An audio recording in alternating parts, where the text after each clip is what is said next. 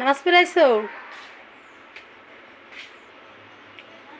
আলহামদুলিল্লাহ। তো কাহাব আজকে জুম্মা মুবারক, জুম্মা নামাজ পড়ে আসছে।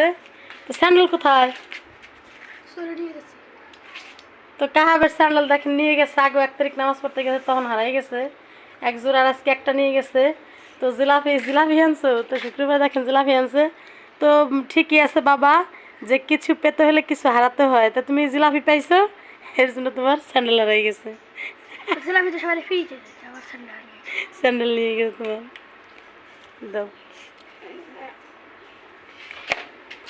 আর এই মসজিদে যারা যায় এরা, এদের কি বলবো, যারা নামাজ পড়ে আসলে বাচ্চারা নিচ্ছে, কারণ এই স্যান্ডেলগুলো তার বড় মানুষ চুরি করতে আসবে না। তো এর আগে কিন্তু কাহাবের স্যান্ডেল নিয়ে গেছে।